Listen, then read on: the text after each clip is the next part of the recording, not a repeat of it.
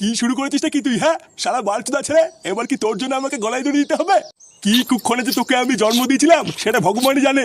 সংসারে এই অবস্থা, এইভাবে কয়দিনই বা ঘরে বসে গিলবি? এবার তো একটা কাজে ঢোক। কিরে গুদমারি, আমি কি বলছি তোর কানে যাচ্ছে? কি হয়েছে নাকি বড়া? দেখতে তো খাচ্ছি, সেই তুই কানে কাছে গুদুর গুদুর করছে কেন? কি হয়েছে? আমি তোর কানের কাছে গুদুর গুদুর করছি? ভোদারবাল, ঘরে বসে শুয়োরের মতন গদগদ করে আর কয়দিন খাবি?